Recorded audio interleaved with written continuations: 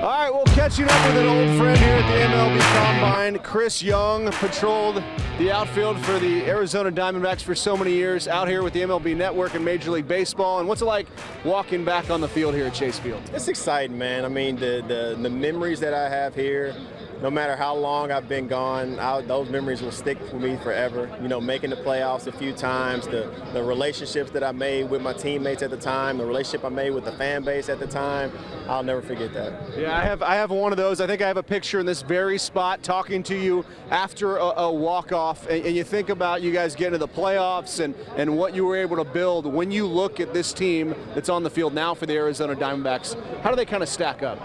It's a real similar feel, to be honest. Like, I go back to the 2007 days when it was a youth movement at the time. I mean, it was myself, Stephen Drew, Connor Jackson, Justin Upton, Mark Reynolds, I mean, Carlos Quentin, the list goes on. And then we had, Brandon Webb in the starting rotation. I mean, he's very similar to like what Zach Gallen is doing this year. I mean, their offense, Corbin Carroll, I mean, these guys, they're so exciting to watch. They play great defense. They're with the way the game has changed and the rules have changed, their speed is being able to be put on a platform to where they're able to go out there and use their speed to their advantage. They're an exciting team to watch. The fans are showing up for them, so I've been enjoying the follow. How many bases would you steal with the new rules? Oh, I don't know, maybe 5 more. I mean, I would have liked to have a few more 30 stolen base seasons, under my belt, but, I was trying to think of being that balanced player, hitting the ball out the park and stealing bases as well. Well, and, I would contend if you don't run into the wall out there and the shoulder injury and Webby doesn't get injured, that team might have more banners up there. When you look back at it, how do you kind of take the whole situation and what you guys were able to accomplish in? It was a special time. I mean, the first year we made the playoffs, we made it with a negative run differential. That's right. So, I mean, that's something that's not likely, but it says a lot about the character of the players that we had on our team. You had a lot of guys who didn't care about the standings or what our chances were and what the odds were. It's just we knew we had a unit in that clubhouse that believed that every day we stepped on the field, we had a good chance to win. And we had Bob Melvin right there believing in us as well. And it was a great experience for me and something I'll carry with me forever. It's just a little bit of belief, no matter what all the outsiders are saying, especially with me being on the media side now. Yeah. We go into the season counting teams out way too early.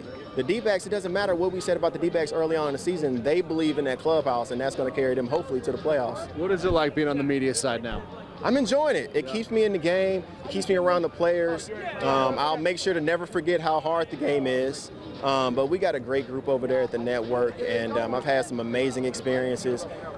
I had the opportunity to work the World Series. I finished the post game for Game 6 in the World Series last year. So it's some great experience that I'm able to receive, and being able to watch it from an outsider's perspective to an extent is nice at times. And as you have your media hat on here, you have your Major League Baseball hat on here, how do you see the Arizona Diamondbacks ending the season here? What needs to happen to get them to the playoffs and maybe even beyond? What I'm really curious to see the moves that they make going into the trade deadline. I think sometimes when you're a little bit ahead of the schedule, you have a little person talking on one side of your shoulder say, now stick to the plan, make the necessary moves, don't try to go all in yet. But then you have the fan base right there on that other shoulder saying, no, we need to go now. This is our opportunity. This is our window, and let's go ahead and go for it. I like to lead on the side of aggressiveness and say, you know what, we put ourselves in a good position. The players deserve it, and go ahead and go for the gusto. Hey, thanks so much. Great talking to you. Great perspective. An Arizona Diamondback legend here back at Chase Field.